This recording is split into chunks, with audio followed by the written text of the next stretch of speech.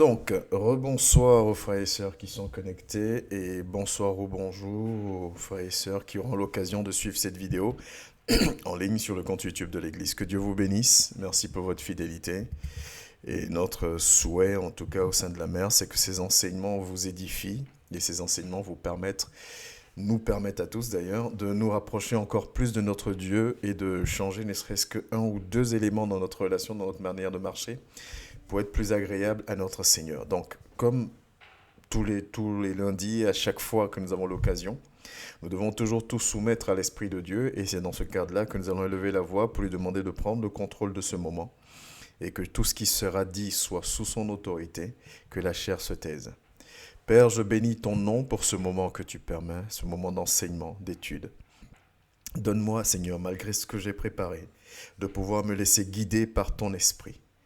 Donne-moi d'être le plus clair possible, le plus simple possible. Donne-moi, éternel Dieu de gloire, de m'effacer, de laisser ton esprit faire. Que moi, en premier, je reçoive, Père, encore ce que tu as prévu enseigner en ce jour, et que cela m'aide, comme cela aidera aussi mon frère et ma sœur, à nous rapprocher de toi, à nous améliorer dans notre relation avec toi. Nous te donnons toute l'autorité, nous te donnons toute la gloire, et nous te bénissons. Que ce moment soit sous ton autorité, conduit par ton esprit. Dispose toutes choses, Père, au nom précieux et puissant de Jésus-Christ de Nazareth. Amen. Donc, comme vous pouvez le voir sur l'écran, aujourd'hui nous allons parler du fait de devenir inatteignable. Devenir inatteignable. Autant dire que, voilà, c'est un objectif que, pour moi, je pense en tout cas que tout le monde recherche. Devenir inatteignable. Parce que quand on dit devenir inatteignable, derrière le fait de devenir inatteignable, on peut mettre le fait de dire devenir plus fort, de devenir plus mature, de devenir plus sage. Donc devenir inatteignable va sous-entendre toutes ces choses-là. Donc je pense sincèrement que chacun de nous a cet objectif-là dans sa vie, de devenir plus fort, plus forte, de devenir plus mature, de devenir plus sage. On a tous et toutes cet objectif dans notre vie. Ça m'étonnerait fortement qu'il y ait une personne qui n'ait pas pour objectif de devenir plus fort, de devenir plus mature, de devenir plus sage, de s'améliorer. Donc je pense qu'on a tous cet objectif-là. Malheureusement, le fait est que si nous voulons constater aujourd'hui notre position, nous voulons faire une introspection sincère et honnête, remplie d'humilité, bien sûr, parce que souvent quand nous nous regardons, nous préférons regarder les meilleurs aspects de notre personnalité que les mauvais aspects parce que c'est beaucoup plus simple, beaucoup plus valorisant. Mais si nous faisons une introspection sincère, nous allons alors nous rendre compte que on n'est pas inatteignable.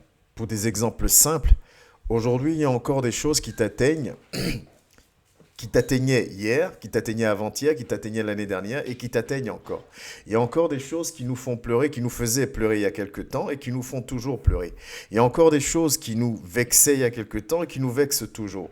Il y a toujours des éléments qu'on traîne pendant des années qui arrivent toujours à nous atteindre. Toujours à nous atteindre. Pourtant, nous proclamons, nous avons accepté Christ dans nos vies et nous proclamons, parce que nous croyons en sa parole, surtout en cette parole-là qui dit que l'esprit en moi, l'esprit de Dieu en nous, est plus fort que celui dans ce monde. Donc si nous avons l'esprit le plus puissant qui existe, si nous avons Dieu avec nous, ça veut dire que nous devons être les plus forts, les plus costauds vis-à-vis de toute situation possible qui pourrait nous arriver. Mais ce n'est pas toujours le cas. Alors, ça s'explique. Ça s'explique parce que dans le sens où, quand je dis ça s'explique, ça veut dire, oui, c'est vrai que les attaques sont continuelles, elles se renouvellent, plus on monte, plus les attaques aussi montent, pas de souci, ça je l'entends, mais je parle vraiment de choses à 80, 70, 80% de choses qui nous atteignaient déjà et qui continuent de nous atteindre. C'est-à-dire qu'il n'y a pas de progression, on ne devient pas inatteignable par rapport à beaucoup de choses. Et d'ailleurs, on doit être inatteignable par rapport à tout. Et même quand quelque chose nous atteint, on doit pouvoir se relever derrière pour pouvoir avancer, donc être inatteignable. Donc c'est l'objectif qu'on doit poursuivre et c'est l'objectif, je sais que nous poursuivons. Force est de constater que nous n'y arrivons pas. Et comme j'aime souvent le dire, je n'ai pas la science infuse et je n'ai pas la révélation de la totalité de la parole de Dieu. Je sais juste humblement de faire ma part avec ce que l'Esprit de Dieu me met à cœur, avec le peu d'enseignement que Dieu met en moi pour pouvoir le partager. Parce que c'est des choses qui me font du bien, c'est des choses sur lesquelles je m'appuie et je me base au quotidien. Et ma prière, c'est qu'il n'y ait qu'une seule personne, ou même deux, qui aussi veulent faire cet effort-là pour changer un élément dans leur vie, dans nos vies. Nous verrons alors combien de fois Dieu est grand. Parce que ce qui est triste à constater, surtout depuis que, je veux dire, ça s'est accentué, ce constat s'est accentué depuis qu'aujourd'hui que je sers Dieu dans mon appel, et que j'avais déjà constaté à moindre échelle avant d'être consacré, c'est que nous les chrétiens, je dis bien nous, parce que je me mets dans le lot, nous entendons la parole de Dieu, nous recevons des enseignements, nous méditons même. Le problème, c'est qu'on ne change rien. Pour X raisons, c'est-à-dire pour X raisons, on ne change rien dans nos vies. Parce qu'on arrive toujours à justifier d'une manière ou d'une autre notre attitude, notre position, nos manières de parler, nos manières d'agir. Et on se demande même des fois pourquoi est-ce que nous continuons à méditer, pourquoi nous continuons à écouter des exhortations, pourquoi nous continuons à écouter des enseignements si nous ne changeons rien à nos vies. Est-ce que, là je vais vous taquiner un peu, est-ce que c'est parce qu'on n'a rien d'autre à faire dans la journée ou je ne sais pas? Non, je ne pense pas. Parce que je crois que si nous faisons le sacrifice d'être là, d'assister, de chercher, de méditer, c'est parce qu'on veut quelque chose. Mais on n'arrive pas à passer un autre cap parce qu'il y a plein de choses. Et l'étude de ce soir, c'est un des éléments très importants dans la vie d'un chrétien, un stade qu'on doit atteindre pour vraiment pouvoir rentrer totalement dans la mission pour laquelle Dieu nous a choisis et établis. Encore hier, au culte, on en parlait. Tel que tu es, Dieu t'a choisi et établi. Donc, il y a un processus de croissance qui doit se mettre en place. Mais qui dit processus de croissance dit qu'il y a des choses qu'on doit abandonner et il y a des choses qu'on ne maîtrise pas, et c'est de ça qu'on va parler ce soir, qui vont continuer tout le temps qu'on est sur cette terre. Et donc, le seul moyen, c'est de devenir inatteignable. C'est-à-dire que cette phrase ou ce passage biblique que chacun de nous fait sien, de dire que l'Esprit de Dieu en moi est plus fort que celui dans le monde, cela doit se voir dans ton attitude, dans ton comportement. Donc, quand on dit devenir inatteignable, on dit en même temps devenir plus fort. On dit en même temps devenir plus mature. On dit en même temps devenir plus sage. Autrement dit, être mieux préparé. Être mieux préparé. Je dois être mieux préparé. Tu dois être mieux préparé. Parce que quand tu es préparé, bien préparé comme il faut à une situation, tu fais face à tout ce que cela implique. Tu arrives à faire face. Même si les coups sont durs ou quoi que ce soit, tu savais que ça allait arriver, donc tu arrives à faire face à ces coups-là et tu t'effondres moins parce que tu deviens inatteignable. Et c'est ça notre objectif. Et je sais que c'est ça ton objectif aujourd'hui. Cet enseignement de ce soir, ça va nous permettre, par la grâce du Saint-Esprit, de comprendre un peu, de remettre l'accent, le doigt sur l'importance de devenir inatteignable, de comprendre pourquoi nous devons devenir inatteignables et de savoir en fait comment axer notre combat. C'est vraiment important. Et comme j'aime à le faire tous les lundis, je vais vous donner en fait le sommaire, le déroulé de notre enseignement. Nous allons commencer par une petite introduction que j'ai déjà plus ou moins entamée. Ensuite, nous allons parler en grand 1 de tout faire pour éviter les difficultés. Vous allez comprendre pourquoi je dis tout faire pour éviter les difficultés. Et en grand 2, devenir inatteignable. En grand 3, nous allons parler de ma force correspond à ma capacité de demeurer selon Dieu. Et en grand 4, on va faire un constat de ce qui se passe, de ce que nous vivons à l'heure actuelle. Et c'est important de comprendre ces choses-là. Tout être vivant, je vais essayer de baisser un peu ma cadence, je ne sais pas pourquoi je vais toujours vite, mais bon, c'est pour vraiment pouvoir caser tout l'enseignement dans le temps imparti. Tout être vivant est appelé à grandir. Ça, il n'y a pas de discussion, de négociation possible à ce niveau-là. Je pense que tout le monde sera d'accord avec moi. Tout être vivant est appelé à grandir. Tout être vivant. Mais grandir, tout le monde est appelé à grandir, mais il y a un constat que nous pouvons faire. Vous allez avoir des personnes qui vont grandir, quand je dis grandir, qui vont passer de l'état enfant à l'état adulte, mais qui ne vont pas gagner en sagesse, qui ne vont pas gagner en force, qui ne vont pas gagner en maturité. Malheureusement, ce constat existe aussi. On n'est plus enfant de 8, 7, 5 ans, on est peut-être adulte de 20, 30, 40, 50, 60, 70 ans, mais on a des personnes qui vont rester avec aussi peu de sagesse, ou pas de sagesse du tout, pas de force, pas de détermination et pas de maturité du coup. Et pourtant, ces personnes-là ont grandi. Et c'est aujourd'hui un constat qu'on peut faire, si on est honnête, en regardant l'Église. Parce que dans l'Église, dans les assemblées, vous allez trouver des personnes qui ont de l'ancienneté dans l'Église. Et là, je dis les personnes, et dans les personnes, je mets même les bergers, les personnes qui ont un ministère. Vous avez des gens qui sont anciens dans l'Église, qui sont convertis depuis 5, 10, 15, 20, 25, 30, 35, 40, depuis énormément d'années. Le problème, c'est que ces personnes-là ont pris de l'âge, ces personnes-là ont grandi, mais rien n'a changé. Vous avez des personnes qui ont 10, 20, 30 années d'expérience, ou de conversion, si je peux plutôt utiliser ce mot-là, mais il y a des personnes qui vivent avec des blessures de leur enfance aujourd'hui encore. Et pourtant, elles sont converties. C'est pas un jugement. Je ne fais pas de jugement. Jamais. Je me force à pas faire de jugement. Même si ce que je dis peut te paraître être comme un jugement, laisse aller l'étude jusqu'au bout. Tu vas voir, c'est pas un jugement. Mais vous allez avoir des personnes qui vont toujours être blessées. C'est pas volontaire de rester blessé. Je ne dis pas que oui, non, quelqu'un aime être blessé. C'est pas ce que je dis. Mais vous allez comprendre la subtilité du diable. Comment il fait pour nous maintenir dans des choses. Vous allez avoir des personnes qui sont converties depuis 20, 30, 40 ans. Mais qui se vexent toujours pour les mêmes raisons. Vous allez avoir des personnes qui sont converties depuis 20, 30, 40 ans. Mais si vous leur faites les mêmes choses, elles vont réagir de la même manière. Vous avez des chrétiens qui sont convertis depuis X années. Vous allez dans leur famille, vous allez voir leur mari, vous allez voir leurs épouses, vous allez voir leurs enfants, leur père, leur mère, leurs frères et sœurs. Le témoignage qu'ils vous feront d'eux, ce sera de ces personnes-là, ce sera le même témoignage d'avant la conversion. Et des fois même, on tombe des nues parce qu'on découvre quelqu'un qu'on ne connaissait pas. Puisque souvent, maintenant, on a développé un nouveau concept, c'est qu'on est chrétien le temps du culte ou le temps des programmes. On est très sympa, très serviable, très jovial, très gentil, ainsi de suite, le temps du culte. Quand chacun prend sa route, dans son intimité, on remet notre vrai visage. C'est triste. Bon. Donc, on a ces choses-là, mais dans nos églises, on grandit, mais pas en sagesse, pas en force, pas en maturité. Mais alors, si ces choses-là, on les vit dans les églises, on comprend pourquoi est-ce que l'église aujourd'hui, le corps de Christ est aussi divisé. Pourquoi le corps de Christ est aussi divisé et n'impacte pas aujourd'hui les chrétiens, les disciples de Christ. Nous n'impactons pas, nous sommes impactés. Puisque nous sommes encore atteignables par tous les plans, tous les pièges de l'ennemi. Nous sommes atteignables d'une manière ou d'une autre. L'ennemi sait où toucher pour nous atteindre. Ah oui, mais moi, j'aime pas qu'on me parle comme ça. Ah oui, mais moi, j'aime pas ce genre de choses. Ah oui, mais moi, ah oui, mais moi. Donc, tu es toujours atteignable par quelque chose.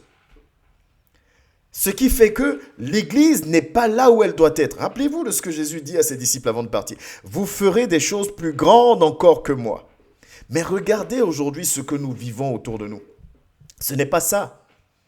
Les gens sont même obligés d'aller toucher à l'occultisme pour venir faire des choses extraordinaires en disant que ça vient de Dieu. Tout ça, ça devient un business. Comment aller dans le camp ennemi, t'équiper dans le camp ennemi et venir dire que c'est Dieu qui t'équipe? C'est jouer avec ta propre vie en fait. Mais c'est ce que nous vivons. Et le constat est triste parce que ça veut dire quoi? Ça veut dire que les jours de jeûne, les jours de prière, les veillées, les cultes, tout ce que nous mettons en place, que ce soit dans les assemblées, on structure les choses. On va parler même de nous sans parler de qui que ce soit. On va faire des études bibliques, on a le logo, on a plein de choses qui sont marquées là, on met les versets, on affiche. Toutes ces choses que nous faisons, qui sont pas mauvaises, qui sont bien. Toutes ces choses que nous faisons pour attirer le plus de monde, c'est pas mauvais, c'est bien.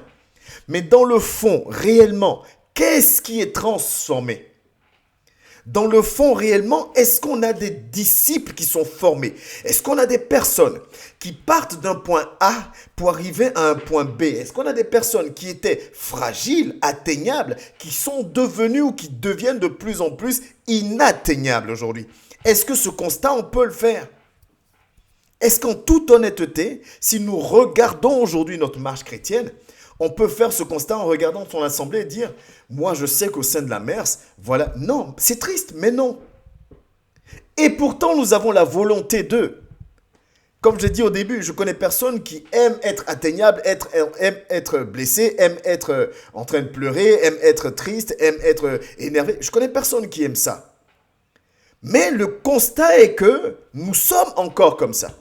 Mais dis-moi, comment peux-tu être la lumière du monde si le monde arrive à pervertir ta lumière? Comment peux-tu être le sel de la terre si la terre arrive à baisser ton goût, ta capacité à saler les choses? Nous devenons, ça fait mal de le dire parce que je suis dans le lot, nous devenons inutiles au monde d'ailleurs. Dans mon entourage, je suis inutile, puisque je ne peux même pas apporter la lumière. Au contraire, si mon frère, ma soeur, ma mère, mon épouse me fait quelque chose, je vais réagir. Je ne suis pas inatteignable. Comment tu veux impacter la vie des gens si toi tu es touché par leur manière de te parler, leur manière de te regarder, leur manière de faire? Oh, vous pourrez me dire, oui, mais c'est pas facile. C'est pas facile, d'accord. Mais dans ce cas-là, pourquoi Christ nous a-t-il accordé son esprit? Pourquoi alors demeurons-nous en Christ si nous jugeons que ce n'est pas possible?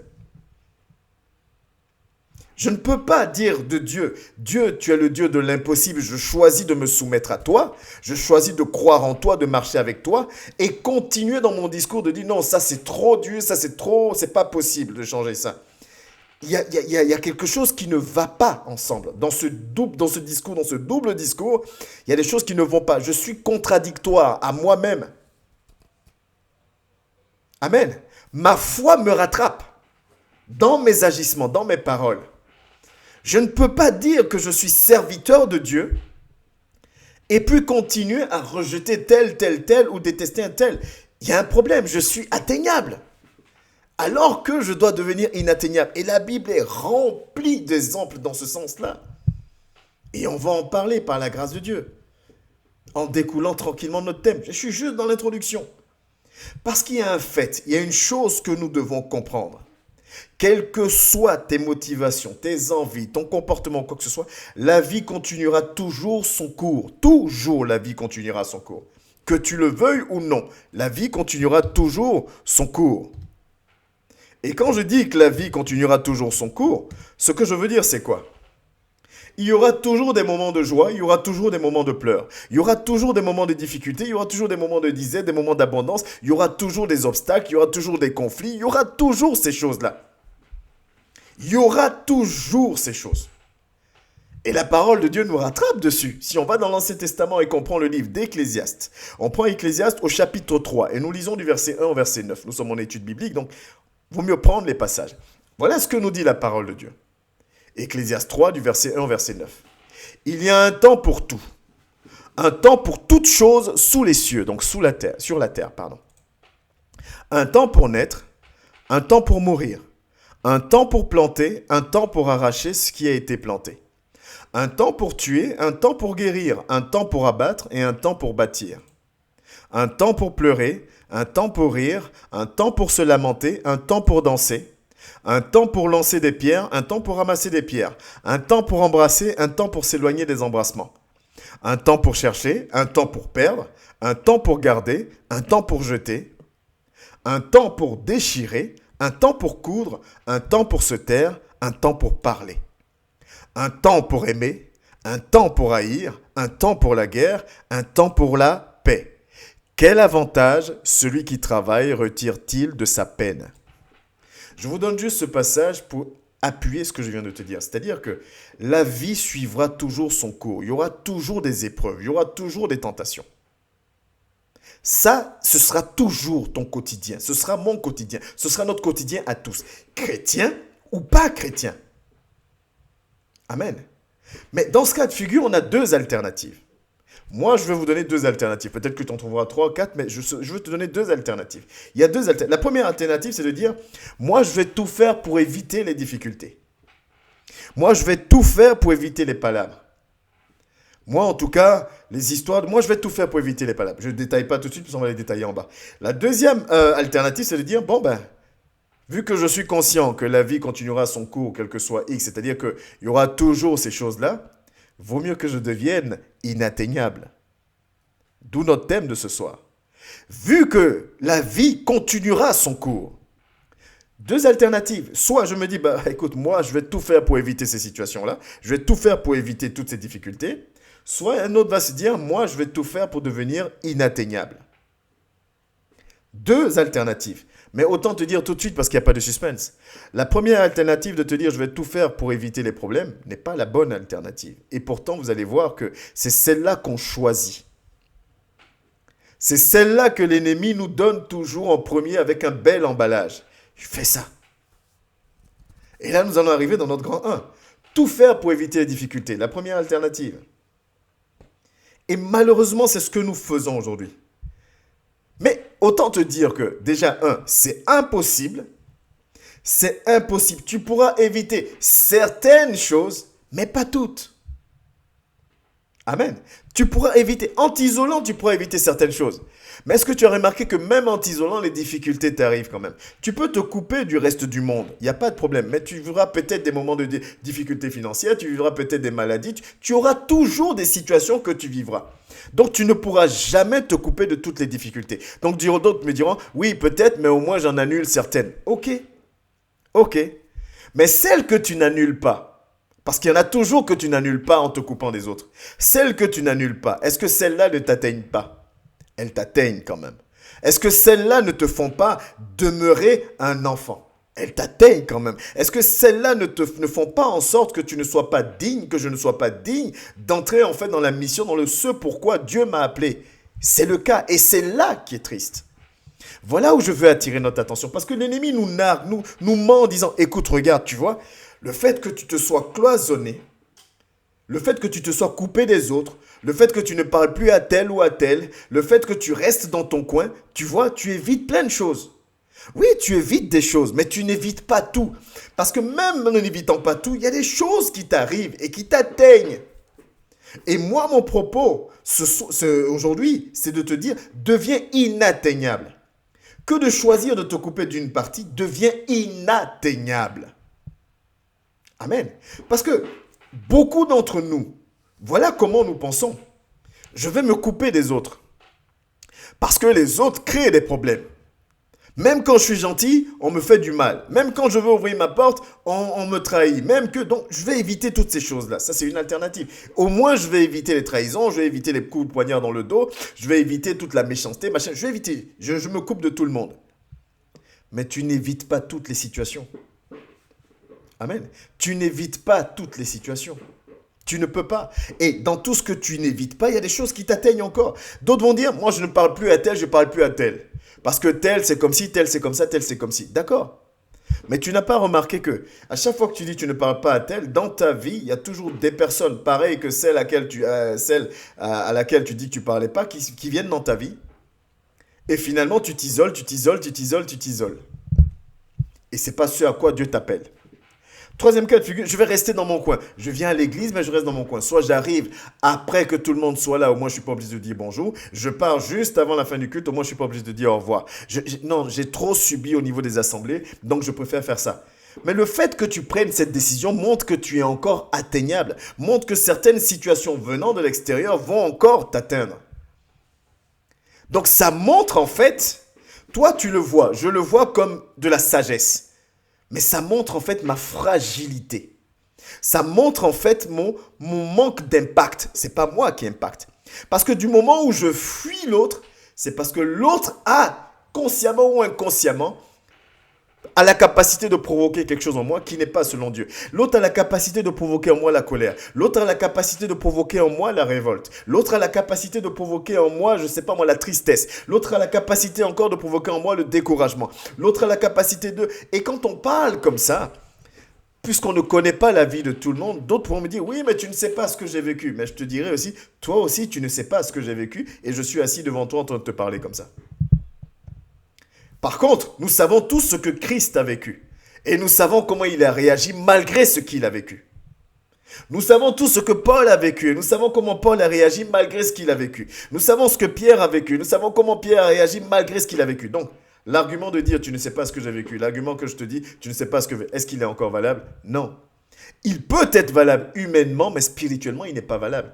Puisque ce dont nous prenons la vie comme exemple, nous savons ce qu'ils ont vécu, nous savons comment ils ont réagi. Et nous savons à quoi ils nous appellent, sachant eux-mêmes par quoi ils passaient. Rejet, humiliation, ces choses-là. Mais ces personnes-là étaient devenues inatteignables. Rien ne les arrêtait. Rien ne freinait l'amour qu'ils avaient pour les autres. Rien ne refroidissait leur ardeur à servir Dieu. Rien, que ce soit difficultés matérielles, financières, rejet, humiliation, tentative de les tuer. Toutes ces choses-là, rien ne les freinait. Aujourd'hui, qu'est-ce que tu vis réellement? Qu'est-ce que je vis qui est plus fort que ce que eux ont vécu pour que moi je puisse me présenter devant Dieu pour dire oui mais Seigneur, ma vie était tellement compliquée, c'est pour ça que j'ai eu raison de dire que je vais éviter des choses donc je fais ci. Qu'est-ce que je vis à ce point-là que eux n'ont pas vécu? Vous voyez, quand l'Esprit de Dieu nous enseigne, soyons juste disposés et ouverts. Il ne s'agit pas de juger. Si on doit se mettre en rang et que ce message doit taper, je serai devant tout le monde. Je serai devant tout le monde. Un chrétien ne peut pas dire, un chrétien ne peut pas partir sur cette alternative-là. Un chrétien ne peut pas dire, moi je vais éviter les choses en sachant certaines choses. Et on va prendre la parole de Dieu. Un chrétien qui dit, moi, je vais me couper des autres. Un chrétien qui dit, moi, je ne parle plus à tel ou tel. Un chrétien qui dit, je vais rester dans mon coin. Un chrétien qui dit, moi, je vais tout faire pour éviter les difficultés. Doit se poser la question de savoir, est-ce qu'il est vraiment chrétien dans le sens où est-ce qu'il connaît vraiment la parole de Dieu. Je vais vous donner que 4 passages qui montrent que mais la vie continuera son cours, les difficultés seront toujours là. Et ce n'est pas parce que tu prends cette décision-là que tu te protèges. Au contraire, tu ne grandis pas. L'un des passages les plus connus, j'ai pris que des passages connus. 1 Pierre 5, verset 8. Soyez sobres, veillez. Votre adversaire, le diable, rôde comme un lion rugissant, cherchant qui dévorer. Dans le passage, il y a veillez. Veiller, c'est quoi? Ne dors pas, ne t'endors pas. Mais pourquoi on te dit de ne pas t'endormir? Parce que tu ne sais pas à quel moment ça va frapper et il ne baissera jamais ses gardes. Il cherche, il cherche, il cherchait, il cherche et il cherchera toujours. Comme j'aime à le dire de manière un peu ironique, c'est son job, son CDI, c'est ça. De minuit à minuit, du 1er au 31 décembre, c'est son job. Il cherche comment t'atteindre. Il cherche comment t'éteindre. Il cherche comment t'affecter. Il cherche comment te maintenir dans une position, une décision qui n'est pas la bonne. Il cherche comment te maintenir, te convaincre que la décision, le choix que tu as fait de dire, moi je vais éviter les difficultés, c'est le bon choix. Tu ne peux pas faire ce choix-là en sachant que lui, son job, c'est ça. Quotidiennement, tout le temps, de chercher à t'atteindre. Si nous prenons Matthieu 16 au verset 24, que tout le monde connaît, alors Jésus dit à ses disciples, « Si quelqu'un veut venir après moi, qu'il renonce à lui-même, qu'il se charge de sa croix et qu'il me suive. » Qu'il se charge de sa croix, ça veut dire quoi? Tu vas avoir des combats. Qu'il se charge de sa croix. Un chrétien ne peut pas penser, choisir la première alternative, dire « Je vais éviter les difficultés. » Tu devras te charger de ta croix, dans tous les cas de figure. Tu devras te charger de ta croix. Donc ce n'est pas une alternative viable. Tu devras te charger de ta croix. Si nous restons dans le livre de Matthieu et que nous allons dans Matthieu 26, je vous donne des passages qui nous font comprendre que cette première alternative n'est pas la bonne. Matthieu 26, voilà ce que Jésus dit. Là-dessus, Jésus alla avec eux dans un lieu appelé Gethsémanée. Il dit aux disciples, « Asseyez-vous ici, pendant que je m'éloigne pour prier. » Il prit avec lui Pierre et les 2 fils de Zébédée, et il commença à éprouver de la tristesse et des angoisses. Il leur dit alors, « Mon âme est triste jusqu'à la mort. Restez ici et veillez avec moi. » Puis, ayant fait quelques pas en avant, il se jeta sur sa face et pria ainsi, la prière de Jésus, « Mon Père, s'il est possible que cette coupe s'éloigne de moi, toutefois, non pas ce que je veux, mais ce que tu veux. S'il est possible, Père, qu'on ne m'humilie plus, si seulement il était possible, qu'on ne me hait plus, si seulement il était possible, qu'on ne me manque plus de respect, si seulement il était possible que tout le monde fasse les choses comme j'aime qu'on les fasse, si seulement il était possible que j'étais compris de tout le monde, si seulement il était possible que j'étais accepté de tout le monde, si seulement il était possible que la méchanceté s'éloigne de moi. Si seulement il était possible que la maladie s'éloigne de moi. Si seulement il était possible que, je ne sais même pas, les difficultés financières s'éloignent. Si seulement il était possible que toutes les difficultés, toutes les épreuves s'éloignent de moi. Si seulement, s'il était possible que cette coupe s'éloigne de moi. Par contre, il revient et dit, toutefois, non pas ce que je veux, mais ce que tu veux. Autrement dit, je sais que ça va se faire, donc ça se fera. Je me soumets à ta volonté, Seigneur. C'est toi le boss. Amen. Si nous prenons un dernier passage dans le livre de Jean, si nous prenons Jean 15 et que nous partons au verset 20, souvenez-vous de la parole que je vous ai dite. Le serviteur n'est pas plus grand que son maître. S'ils m'ont persécuté, ils vous persécuteront aussi. S'ils ont gardé ma parole, ils garderont aussi la vôtre. Jésus qui parle. Il dit, moi, Jésus, moi qui suis l'amour, moi qui suis le pardon, moi qui suis le Fils de Dieu, moi qui suis Dieu, moi-même, Jésus. Moi, je n'ai rien fait de mal à quiconque. Mais ils m'ont persécuté à cause de mon message d'amour. Ils m'ont persécuté. Mais vous qui dites être mes disciples, mes serviteurs et servantes, mais ils vont vous le faire aussi à vous. Ils vont vous le faire aussi à vous. Voilà pourquoi je disais tantôt que un chrétien qui justifie son choix d'éviter toutes les difficultés, ça peut paraître sage de prendre cette décision en disant oui, mais le monde, ça peut paraître sage. Humainement parlant, ça peut paraître sage. J'ai déjà pris ces décisions-là. Ça peut paraître sage. Le problème, c'est qu'on ne grandit pas parce que tu dois devenir inatteignable. Le problème que tu fuis, tu ne te prépares pas par rapport à celui-là. Amen. Le problème que tu évites, tu n'acquiers pas de la force par rapport à ça. Si tu évites des gens qui sont méchants, le jour où tu tomberas face à quelqu'un qui est méchant, tu seras atteint par la méchanceté de cette personne. Parce que tu as toute ta vie évité des gens qui sont méchants. Donc la moindre méchanceté va t'atteindre. Donc tu n'es pas inatteignable. Alors qu'on vient de prendre que 4 passages qui nous montrent que ces choses doivent exister. Ces choses ont existé, elles existeront et elles doivent exister. Un disciple, une disciple qui dit être chrétien, qui connaît ces passages, ne doit pas rester sur la première alternative de dire « moi, je vais éviter toutes les situations, toutes les difficultés ». Ce n'est pas possible et ce n'est pas la bonne alternative parce que tu ne grandis pas. Je vous donne un exemple. Un athlète qui veut être champion du monde ou battre le record mondial et que son prof, son coach lui dit ben pour ça, il faut que tu cours, je ne sais pas moi, avec des obstacles qui sont en haut d'une telle hauteur, machin truc. Il n'aime pas parce qu'à chaque fois qu'il court, il se prend les pieds, il tombe, il se blesse. Il dit moi, je ne le fais pas, mais il n'atteindra pas son objectif.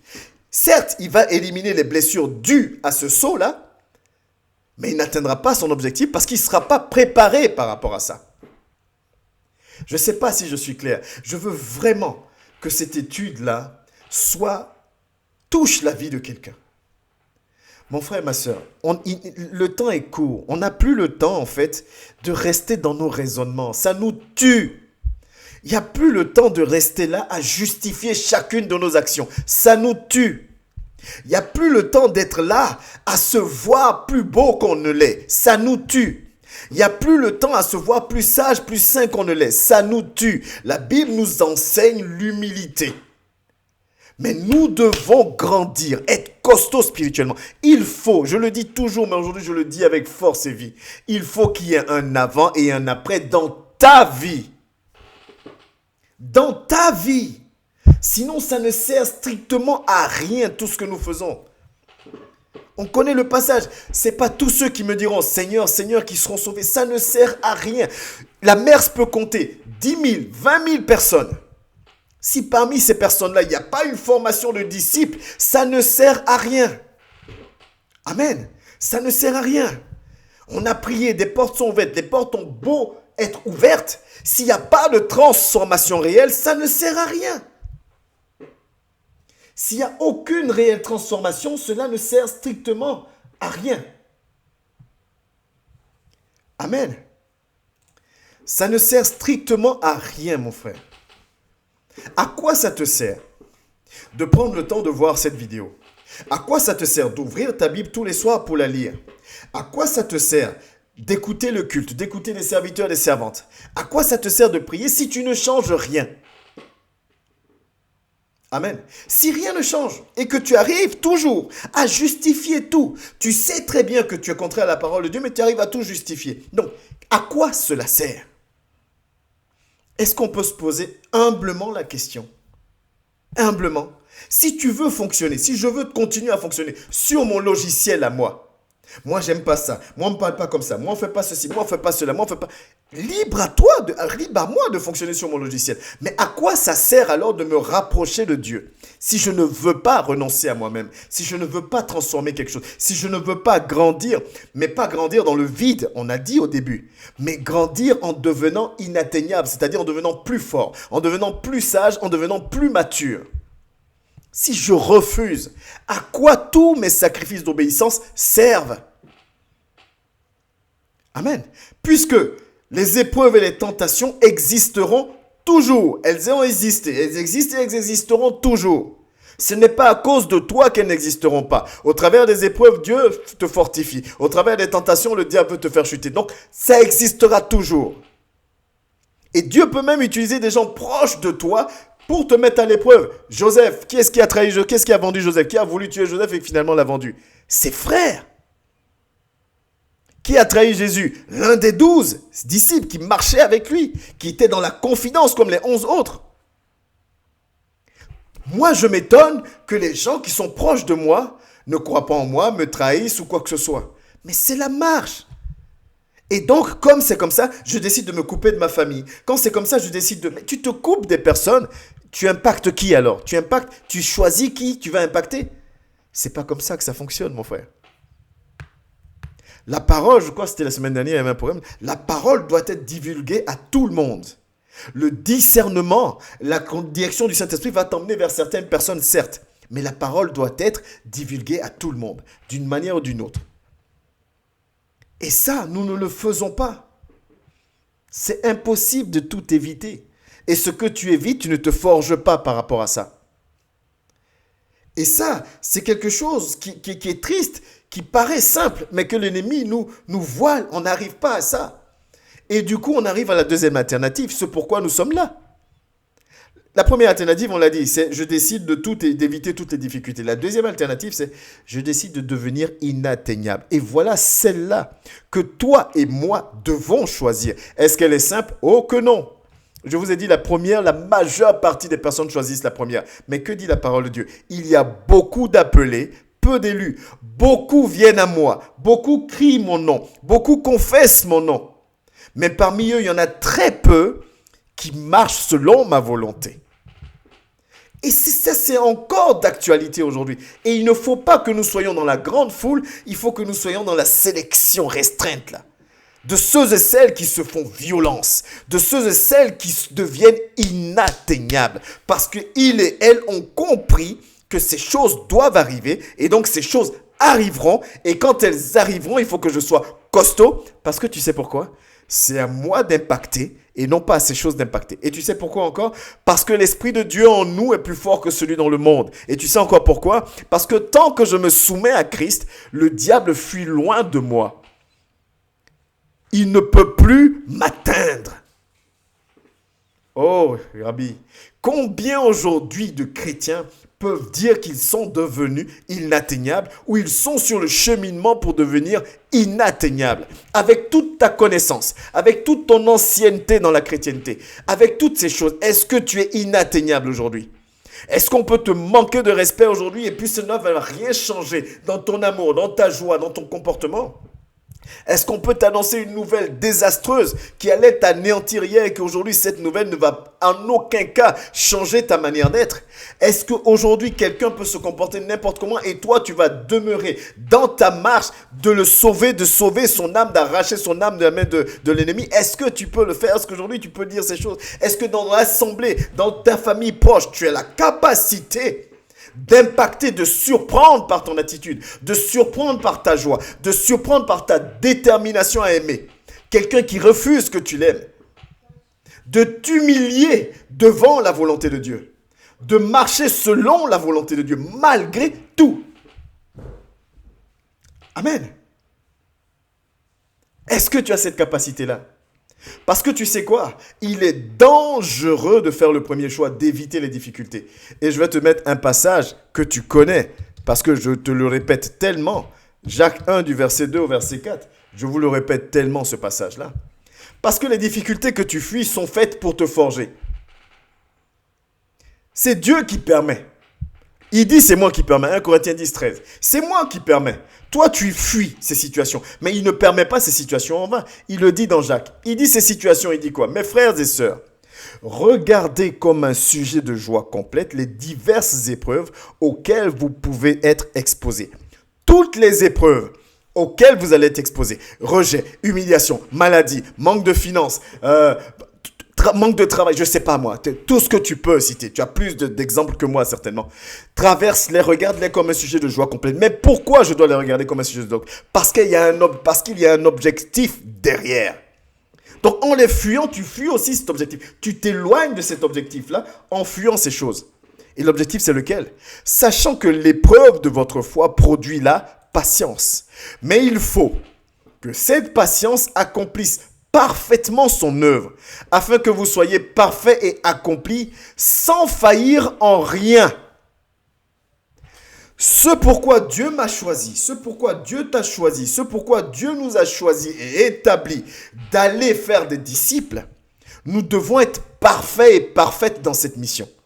Mais alors, si je fuis les difficultés, si je m'isole des difficultés, si je refuse de vivre les difficultés, comment je deviens parfait? Comment je deviens inatteignable? Fort, prête pour la mission. Je vais demeurer dans mes raisonnements. Je vais rester là à raisonner, à justifier tous mes faits et gestes, à prendre même mes expériences de vie. Oui, mais vous savez, j'ai expérimenté. Non, c'est pas ça que Dieu t'appelle. C'est pas ça que Dieu m'appelle. Si je veux demeurer sur ma pensée, que je reste dans mon coin, je fais ma vie.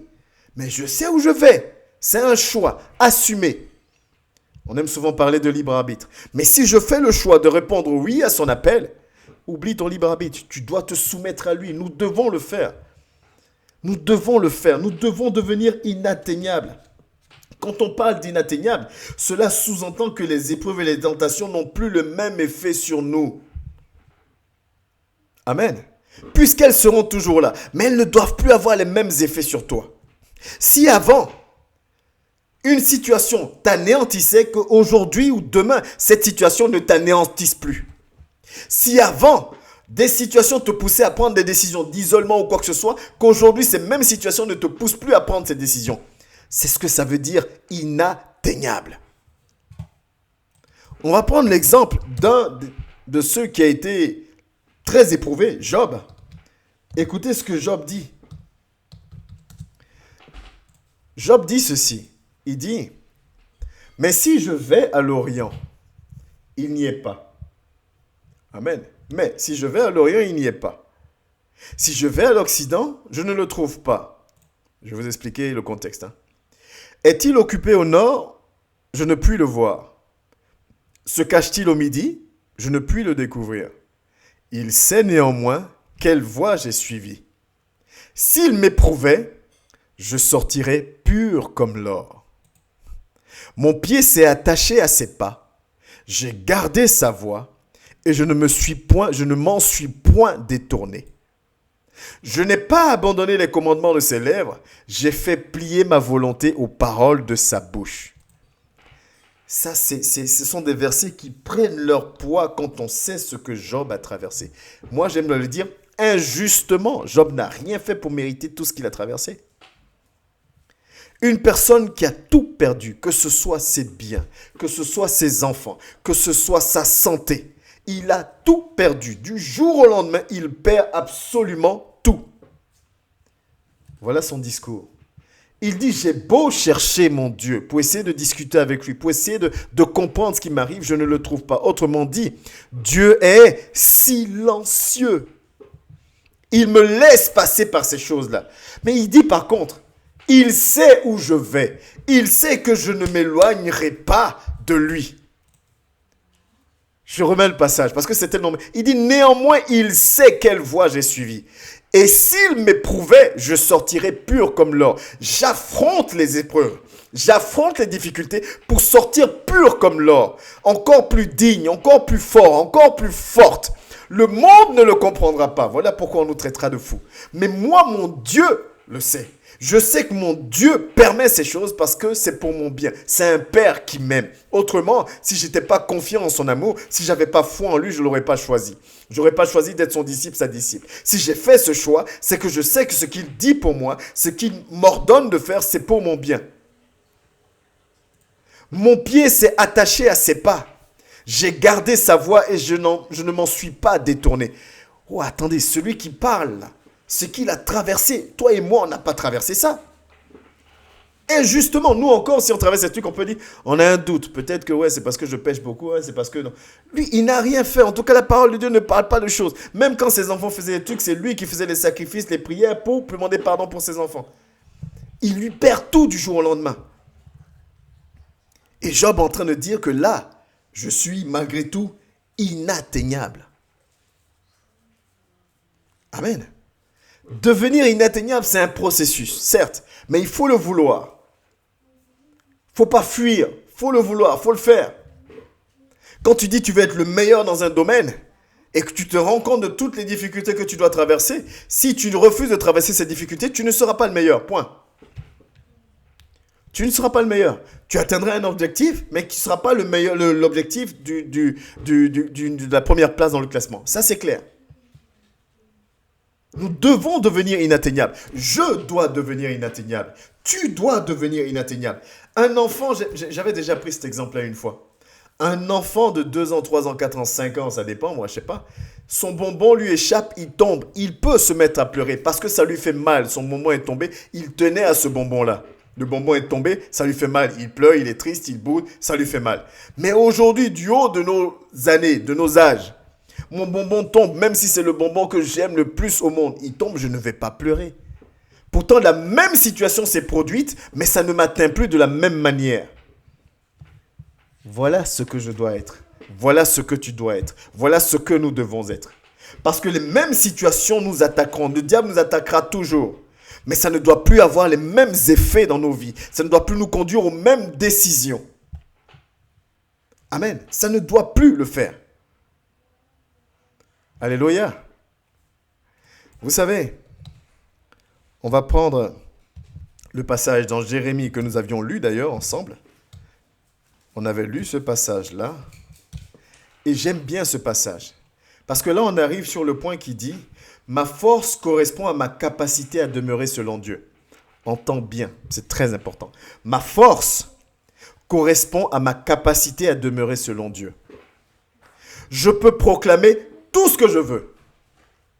Oh oui, je peux proclamer que je suis très spirituel. Je peux proclamer que je comprends la parole de Dieu. Je peux proclamer que je suis le meilleur enseignant du monde. Je peux proclamer que je suis dans le vrai et toi tu es dans le faux. Je peux proclamer que mes révélations viennent directement de Dieu. Je peux proclamer tout ce que je veux. Allez sur les réseaux sociaux, vous allez trouver plein. La personne parle avec suffisance. Moi, mes révélations viennent du Saint-Esprit. Mais de la manière dont la personne s'adresse à l'autre avec mépris, arrogance, orgueil, tu te dis, mais tu es sûr que l'Esprit de Dieu est en toi? Parce que si l'Esprit de Dieu est en toi, moi je connais les parfums de son fruit. Tu ne pourrais pas parler à un autre, même si l'autre n'est pas d'accord avec toi, avec mépris, avec arrogance. Tu ne pourrais même pas te mettre à insulter l'autre si l'Esprit de Dieu est vraiment en toi. Pourquoi manquons-nous autant de discernement? Et ces personnes-là drainent avec elles des milliers de personnes. Pourquoi manquons-nous autant de discernement? Pourquoi? Pourquoi on arrive encore à se faire avoir par ça? Ma force correspond à ma capacité à demeurer selon Dieu. Regardez ce que Jérémie disait. On avait lu ça ensemble en plus. Oh, j'espère que cet enseignement ne tombe pas dans l'oreille d'un sourd et que ça tombe vraiment dans un cœur, dans une terre fertile, dans le nom de Jésus. Jérémie prie, Jérémie dit ceci. C'est une prière, donc Jérémie parle à son Dieu. Il dit, et vous connaissez, on en a déjà parlé. On a même fait un enseignement dessus. Tu m'as persuadé, Éternel. J'aimerais que cette lecture, tu la fasses en te mettant à la place de Jérémie parce que c'est tellement d'actualité aujourd'hui. Tu m'as persuadé, Éternel, et je me suis laissé persuader. Tu m'as saisi, tu m'as vaincu. Autrement dit, j'ai bataillé un peu, j'ai résisté pour ne pas te servir, mais finalement je te sers. Tu as gagné. Et je suis chaque jour, Jérémie dit, un objet de raillerie. Tout le monde se moque de moi. Vous entendez ce que Jérémie dit, hein? Père, tu as tout fait pour que je te serve. Tu as mis des gens sur ma route pour venir, pour me parler de toi. Tu as fait toutes ces choses pour que je vienne à toi. J'ai cédé et je suis venu à toi. Moi, j'avais mes principes. Moi, je vivais avec ma petite famille tranquille. Je n'avais pas tous ces embêtements. J'étais tranquille dans mon coin. Tu as dit sors, tu as dit va évangéliser, tu as dit il faut aimer, tu as dit il faut pardonner, tu as dit il faut parler de toi. Ok, je me suis résigné, je suis allé le faire. Mais il n'y a pas une journée qui passe sans qu'on ne se moque de moi. Il n'y a pas une journée qui passe. Et on continue. Car toutes les fois que je parle, il faut que je crie. Que je crie. Jérémie dit, mais à chaque fois que je parle, c'est comme si je parle à des gens qui sont sourds. Je suis obligé de crier. Mais je crie quoi? Je crie à la violence et à l'oppression. Autrement dit, je dénonce juste vos attitudes de violence et d'oppression. Et la parole de Dieu est pour moi un sujet d'opprobre et de risée chaque jour. Je ne fais que dénoncer ce qui n'est pas bien. Je ne fais qu'encourager à aller dans un bon sens. Mais moi, je suis la risée de tout le monde. Un sujet d'opprobre. On se moque de moi, on se moque de moi. Chaque jour, on cherche même à me mettre à mort. Alors que c'est toi qui m'as appelé, choisi et établi. Est-ce qu'on sait réellement qui nous sommes en Christ? Et est-ce qu'on sait qui est notre Père? Est-ce que tu le sais? Est-ce que je le sais? S'il te plaît, ne passons pas notre temps à être là et que demain ils disent « Arrière de moi, je ne t'ai jamais connu ». Alors que tu fais des efforts, alors que tu as envie, reçois cet enseignement, s'il te plaît. Accepte l'enseignement. Renonçons à nous-mêmes. Jérémie continue. Si je dis « Je ne ferai plus mention de lui », puisqu'on est dans la partie où on dit « Ma force » correspond à ma capacité à demeurer selon la volonté de Dieu. Ma force, ce n'est pas juste dans ce que je proclame, c'est ma capacité à rester selon Dieu malgré tout. Donc Jérémie explique sa situation. Que tu peux dire, que je peux dire aujourd'hui. Seigneur, regarde, j'ai manifesté de l'amour, j'ai envoyé des messages, j'ai appelé, j'ai pris des nouvelles, mais voilà ce qu'on dit de moi. J'ai fait ceci, j'ai hébergé des gens, mais voilà ce qu'on dit de moi. Voilà, tu peux dire ces choses, mais Jérémie continue, il ne s'arrête pas là. Il dit, si je dis, je ne ferai plus mention de lui, je ne parlerai plus en son nom, il y a dans mon cœur un feu dévorant qui est renfermé dans mes os. Je m'efforce de le contenir et je ne le puis. Voilà la différence. Voilà la différence entre nous les chrétiens 2.0, comme j'aime nous appeler, qui sommes très forts dans la bouche, mais pas dans les actions. Nos actions sont contraires à ce que nous proclamons. Amen. Nos actions sont contraires à ce que nous proclamons. Jérémie dit, voilà tout ce que je vis à cause de qui? À cause de toi, parce que je parle de ta part. Tu m'as appelé, Seigneur, je viens à cause de toi, voilà. Tu m'as dit d'ouvrir mes portes, j'ouvre mes portes, voilà maintenant, on vient de me poignarder dans le dos. Tu m'as dit de faire ça, d'appeler un frère, j'appelle le frère, maintenant mon nom est partout. Tu m'as dit de le faire, je le fais, voilà, on cherche même à me tuer. Mais malgré tout ça, quand je décide de ne plus parler de toi, que je décide de ne pas te servir, je ne peux pas parce qu'il y a comme un feu dans mon cœur. Il y a quelque chose en moi qui brûle. Il faut que je parle de toi. Je m'efforce à le contenir. Je m'efforce à rester sur ma décision de dire, je ne ferai plus. Mais je ne peux pas. Il faut que je... Là, on parle d'un serviteur. Là, on parle d'une servante. Amen. Qui ne reste pas sur ses décisions. Quelqu'un qui est inatteignable. Voilà ce qu'on me fait. Mais ça ne m'arrêtera pas. Même quand je veux m'arrêter, je ne peux pas. Parce que je dois parler de toi. Car j'apprends les mauvais propos de plusieurs. Jérémie continue, c'est sa prière. Il dit, j'apprends, j'entends ce qu'on dit de moi. J'entends les projets qu'ils ont pour moi.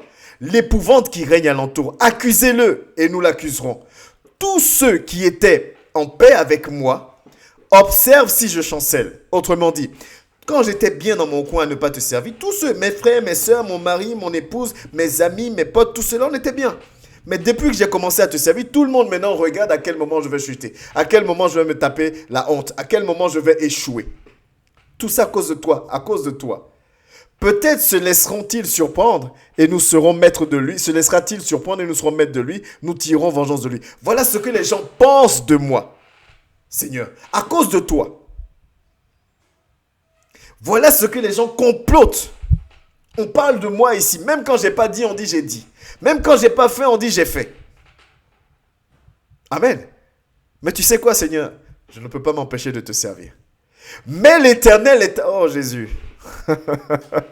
Jérémie dit les choses que tu aurais pu dire, que je peux dire par rapport à ma vie. Pourquoi je suis malade, Seigneur? Qu'est-ce que j'ai fait de mal?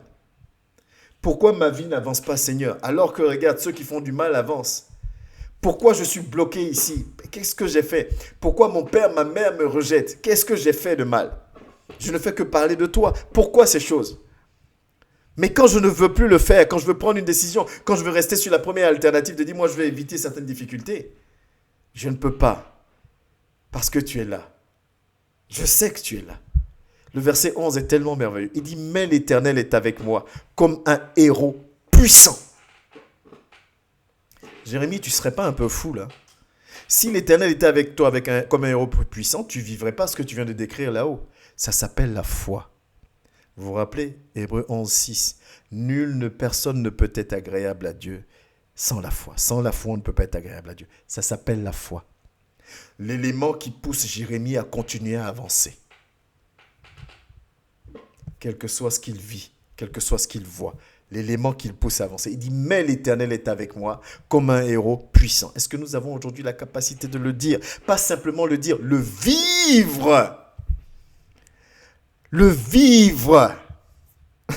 Amen. Le vivre. Est-ce qu'on peut? C'est pourquoi mes persécuteurs chancelleront et n'auront pas le déçu. Oh, continuez à parler de moi. Continuez à m'humilier. Continuez à me critiquer. Vous n'aurez pas le déçu. Je ne m'effondrerai pas. Je continuerai à vous aimer. Je continuerai à servir mon Dieu comme il attend que je le fasse. Ce sera une honte éternelle qui ne s'oubliera pas. L'Éternel des armées éprouve le juste. C'est ce que je vous disais. L'Éternel éprouve le juste. Dieu, c'est comme un instituteur qui t'enseigne pendant un temps et à un moment donné, il te donne un devoir, un examen, une interrogation pour voir si tu as bien assimilé tout ce qu'il t'a enseigné. Et pendant l'épreuve, l'instituteur ne parle pas, il ne t'aide pas. C'est pour ça que quand tu es dans certaines difficultés, tu cries à lui, tu es silencieux, tu penses qu'il n'est pas là. Il est là, il regarde ce que tu vas faire avec tout ce que tu as appris. Tu viens d'entendre qu'on dit d'aimer. Bizarrement, on vient de t'enseigner d'aimer. Tu as aimé la parole. Tu veux l'accepter. C'est dans cette semaine-là ou dans les jours à venir que tu vis une situation où tu as envie de détester quelqu'un. Tu viens d'entendre qu'il faut pardonner. Et bizarrement, celui à qui tu voulais pardonner, il vient de rajouter encore un élément qui fait que tu n'as plus envie de lui pardonner. Et là, tu cries à Dieu, aide-moi. Et il ne parle pas. Parce qu'il t'a déjà dit ce qu'il faut que tu fasses. Maintenant, il va voir si tu vas te soumettre à ce qu'il t'a dit. L'Éternel éprouve le juste. Il pénètre les reins et les cœurs. C'est-à-dire, il n'éprouve pas en surface, il éprouve réellement. Dieu est amour, Dieu est amour. Oui, Dieu est amour, mais Dieu éprouve réellement. Il va jusqu'au bout. Pourquoi, Jacques, on l'a lu? Parce qu'il faut que tu sois parfait. Il faut que tu sois parfaite. Je verrai ta vengeance exercée contre eux, car c'est à toi que je confie ma cause. Faites-moi ce que vous voulez. Moi, mon protecteur, mon défenseur, c'est Christ. Amen. Moi, mon protecteur, mon défenseur, c'est Christ. Oh, mon frère, ma soeur, est-ce qu'on est inatteignable? Est-ce que tu as envie d'être inatteignable? C'est la meilleure solution. Travailler ta relation avec Dieu. Travailler ta relation avec l'Esprit de Dieu pour devenir inatteignable. Parce que Dieu ne baissera pas son niveau d'exigence. S'il t'a choisi pour servir à un tel niveau, il attend que tu arrives à ce niveau-là. Et il va te faire passer par des épreuves pour que tu arrives à ce niveau-là. En t'isolant, tu n'arriveras pas à ce niveau-là. Mais en travaillant, en laissant l'Esprit de Dieu agir en toi pour devenir inatteignable, tu arriveras à ce niveau-là. Et alors, toutes les situations que tu vivais avant continueront d'exister puisqu'elles continuent toujours, mais elles ne t'affecteront pas. Au contraire, tu auras le dessus sur chacune de ces situations-là. Toute transformation doit être réel, en profondeur et visible. Ne nous mentons plus. Oh, la parole de Dieu même dit, si tu te trouves sage à tes yeux, c'est que tu es fou. Arrête de te mentir. Arrête d'être là et de dire, moi je sais que... Non, ah Jésus. On doit être humble. Ça ne t'enlève rien. La raison ne sauve pas. Ça, là, moi j'ai raison. Ok, tu as raison, d'accord, mais ça change quoi? Tu as eu raison. Finalement, tu es isolé. Finalement, quand tu parles à quelqu'un, tellement dans ta raison, tu as insulté, tu as coupé les liens, machin truc. Maintenant, tu n'as plus de légitimité pour gagner cette âme-là. Tu oublies que demain, Dieu te dira, mais attends, je t'ai mis en contact avec quelqu'un à un moment donné. Où est cette personne? Qu'en est-il de cette personne? Et quand tu vas commencer à dire, oui, mais cette personne l'a fait, je dis, non.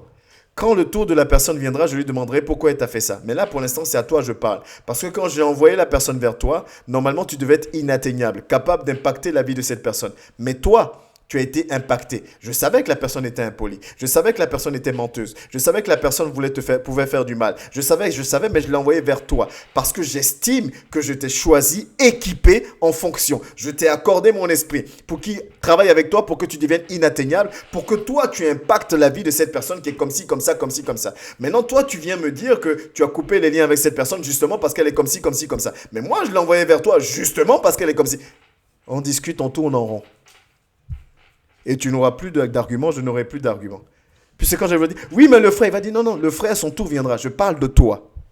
Vous voyez comment le fait de ne pas être inatteignable nous éloigne de Dieu et on aura des comptes à rendre par rapport à ça. Amen. On aura des comptes à rendre par rapport à ça. J'accélère un peu. Parce qu'aujourd'hui, le constat, c'est lequel? Si nous partons dans Hébreux 5, malheureusement, ce constat est tellement d'actualité. Paul écrit à l'Église. Donc, il nous écrit à nous. Et voilà ce qu'il dit. Je prie vraiment que cet enseignement soit reçu. Paul dit, nous avons beaucoup à dire là-dessus. Et des choses difficiles à expliquer. Parce que vous êtes devenus lents à comprendre. Mais les choses difficiles à expliquer, c'est quoi? Je vais vous expliquer. Aujourd'hui, on doit encore rappeler à un enfant de Dieu qu'il doit aimer. Aujourd'hui, on doit encore rappeler à un enfant de Dieu qui doit pardonner. Aujourd'hui, on doit encore expliquer à un enfant de Dieu, à quelqu'un qui se dit disciple, serviteur, servante de Dieu, qui ne doit pas juger, qui ne doit pas condamner. Aujourd'hui, on doit encore expliquer à quelqu'un qui doit être humble. On reste dans les enseignements de base. À quel moment on va commencer à t'expliquer les difficultés de la mission? À quel moment on va te sortir les vraies choses? Si on doit toujours être là à te caresser dans le sens du poil, parce que tu pleures pour les mêmes choses qu'il y a 2 ans, 3 ans, 4 ans. Parce que tu es dans les mêmes résolutions pour les mêmes choses qu'il y a 2 ans. Et je ne minimise pas ce pourquoi tu es arrivé là.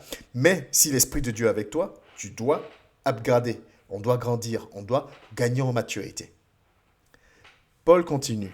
Il dit, vous, en effet, qui depuis le temps, je vous parlais d'ancienneté dans la chrétienté, devriez être des maîtres. Rappelez-vous de la vision de l'assemblée, former des disciples. Je ne sais pas depuis combien de temps tu es dans l'assemblée, ou la personne qui regardera la vidéo sur YouTube qui n'est pas forcément dans l'assemblée. À quel moment tu vas devenir un disciple pour former d'autres disciples? À quel moment? Mais le disciple qui va former d'autres disciples, ce n'est pas un disciple qui va former des disciples selon lui, ses critères. Ce n'est pas quelqu'un qui va dire à l'autre, tu sais, moi j'ai décidé de ne plus faire ça et je vis mieux. Le vrai disciple, c'est celui qui va dire, Dieu dit de faire ça, je le fais, toi aussi fais-le. Vous voyez la nuance? Est-ce que vous voyez la nuance? C'est pas du genre, je prends quelqu'un sous mon aile et dis, moi c'est comme ça je fais, donc il faut que tu le fasses. Non. Le toi doit plus exister, parce que si tu es disciple, c'est que tu as renoncé à toi-même. C'est Dieu nous dit de faire ça, je le fais, donc tu es capable de le faire aussi. D'où l'importance des épreuves. Je l'ai fait. Ce que tu es en train de dire là, que c'est difficile, c'est impossible. Moi aussi, je l'ai dit. Mais j'y suis arrivé, je ne suis pas mort. Donc toi aussi, tu vas le faire. C'est là un disciple qui va former les autres. Depuis le temps, vous devriez être des maîtres. Vous avez encore besoin qu'on vous enseigne les premiers rudiments des oracles de Dieu, ce que je vous disais. Vous en êtes venus à avoir besoin de lait et non de nourriture solide.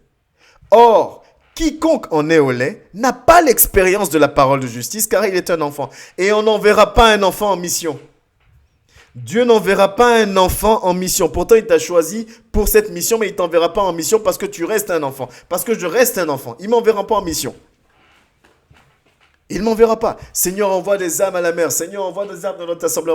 Il n'enverra pas parce que les âmes qui vont venir vont être des âmes chargées. Menteurs, mauvais, ceci, bagarreurs, tout le. Mais quand ces âmes-là vont venir, qu'est-ce qu'on va faire? On va les chasser, on va se couper. Je ne parle pas à tel, je ne fais pas ceci, à moi tel. Non, non, non, non. Mais il n'enverra pas. Il va envoyer quand il y aura en face des gens capables d'encaisser et d'impacter, qui sont inatteignables. Donc, tu viens avec ton mensonge.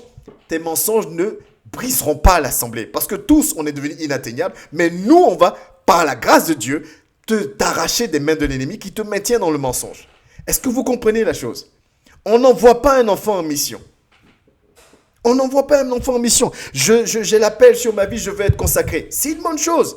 Mais si on te consacre sans que tu aies gagner en maturité, tu vas faire des dégâts avec l'appel sur ta vie qui vient vraiment de Dieu. Avec la connaissance, tu vas faire des dégâts parce que tu n'es pas transformé. Pensez simplement aux disciples. Pourquoi Jésus, après les avoir formés près de 3 ans, ne les laisse pas partir tout de suite en mission? Il dit, attendez l'Esprit de Dieu. Frères et sœurs, la parole nous enseigne.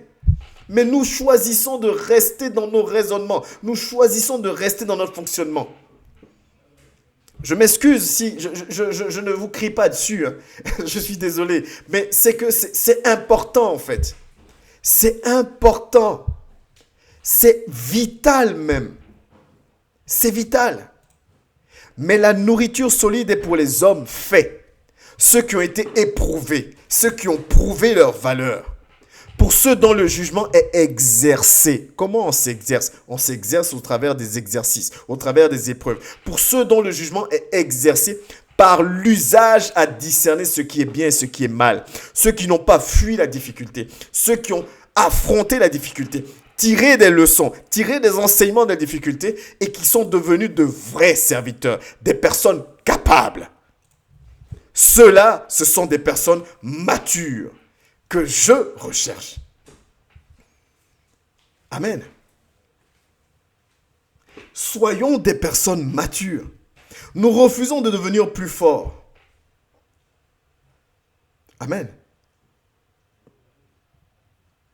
On refuse de devenir plus fort parce qu'on ne veut pas fournir d'efforts.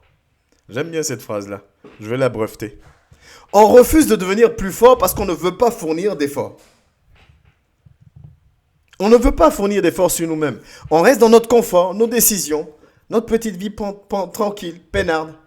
Mais on n'a jamais été appelé, de dire, ouais, mais c'est pas ça. Non, dans la mission, on a lu le passage. Jésus dit, moi, j'ai été persécuté, vous allez être persécuté aussi, à cause de mon nom. On doit faire la mission. Dieu ne baissera pas son exigence, comme je vous disais. Amen. Parce qu'il nous faut devenir assez forts et parfaits pour la mission. On l'a déjà dit. On a déjà lu Jacques. Pour terminer, voilà ce que j'aimerais vous lire déjà comme passage, une fois de plus, que vous connaissez. Si on prend 1 Corinthiens 9, j'aime souvent vous lire aussi ces passages-là. Voilà encore ce que Paul dit. Il dit, ne savez-vous pas que ceux qui courent dans le stade, ils courent tous. Ça va résumer l'enseignement de ce soir. Mais qu'un seul remporte le prix, tout le monde court, tout le monde crie Jésus, Jésus. Tout le monde enseigne, mais un seul, un petit nombre remporte le prix. Courez de manière à le remporter. Autrement dit, ne fais pas comme les autres, fais comme Dieu te demande de faire. Ne fais même pas comme toi tu as envie, fais comme Dieu te demande de le faire. Cours pour remporter le prix. Cours pour être mature, cours pour être inatteignable. Donne-toi ça comme objectif. Ne reste pas dans ton confort. Tous ceux qui combattent s'imposent toute espèce d'abstinence. Je m'impose, j'ai pas envie, mais c'est à ça que Dieu m'appelle, donc je me l'impose. Et ils le font pour obtenir une couronne corruptible. Mais nous, faisons-le pour une couronne incorruptible. Moi donc, lui Paul, je cours, non pas comme à l'aventure, je sais ce que je cherche. Je ne dis pas que je suis chrétien juste pour dire que je suis chrétien. Je ne dis pas que je suis docteur juste pour dire que je suis docteur. Je ne dis pas que j'aime Dieu juste pour dire que j'aime Dieu. Je ne vais pas à l'église juste pour dire que je suis venu à l'église. Je ne me connecte pas juste pour dire que je me suis connecté. Non, non, non. Moi, je ne suis pas de ces personnes-là. Ça, c'est Paul qui parle. Et ça doit être quelque chose que nous personnalisons. Moi, je ne suis pas quelqu'un... Non, non, non. J'ai autre chose à faire que de me connecter juste pour me connecter. J'ai autre chose à faire que de venir à l'église juste pour venir à l'église. J'ai autre chose à faire que d'être là à dire je suis ceci, je suis cela.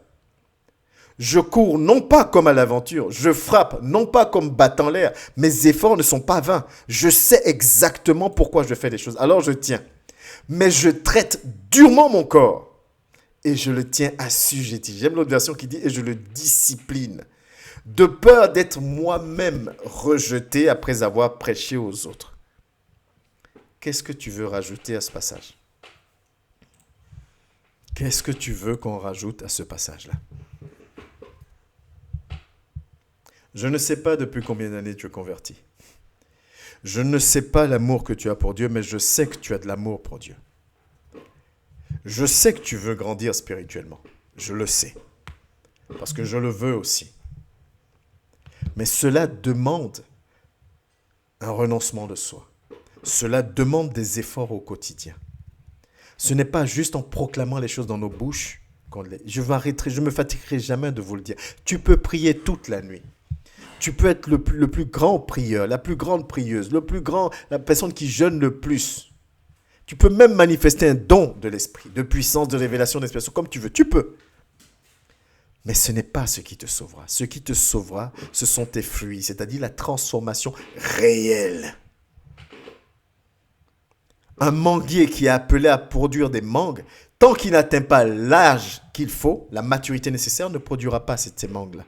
Donc tu es choisi parce que tu as la capacité de produire des fruits en particulier, mais tu ne produiras pas ces fruits-là tant que tu ne seras pas inatteignable, c'est-à-dire mature, c'est-à-dire plus fort, c'est-à-dire plus sage. Qu'est-ce que nous attendons pour au moins faire cet effort-là? Il faut qu'il y ait quelque chose qui change. À chaque enseignement que nous recevons, à chaque message de Dieu que nous entendons, il faut qu'il y ait quelque chose qui change. Et quand tu vas prendre la résolution aujourd'hui, ce soir ou le demain, j'en sais rien quand tu verras la vidéo, même ce soir pour mon frère et ma soeur qui est connecté, l'ennemi fera en sorte que tu ne tiennes pas cette décision. Alors souviens-toi de 1 Corinthiens 9, du verset 24 au verset 27, qu'on vient de lire. Paul traite durement son corps. Son corps a envie d'aller à droite, il dit non. Dieu dit d'aller en gauche, on va à gauche. Son corps a envie de dormir, il dit non. Dieu dit de maintenir la cadence dans la prière, je prie. Son corps a envie de faire, il dit non, non, non, non, non, non. Dieu n'a pas dit de m'isoler, je ne m'isole pas. C'est ça la soumission à Dieu. C'est ça l'humilité selon Dieu. C'est ça s'abandonner, renoncer à soi. Voilà l'étude biblique que j'avais à partager avec vous. J'espère ne pas avoir été trop confus, avoir été clair. Et ce n'est pas moi qui fais donc ma prière, c'est que l'Esprit de Dieu accompagne ce qui a été libéré, que cela puisse agir dans la vie d'un frère ou d'une sœur, que cela puisse disposer quelque chose dans la vie de quelqu'un, que l'Esprit de Dieu puisse donner l'envie, à moi en premier, et à tous ceux et celles qui écouteront cette vidéo, de changer un élément dans leur vie, devenons inatteignables. Saint-Esprit, aide-nous, par ton action, à grandir, à être digne de la mission pour laquelle tu nous appelles et établis. Je bénis ton nom. Merci pour ce moment encore. Merci pour tous tes bienfaits au nom de Jésus. Amen.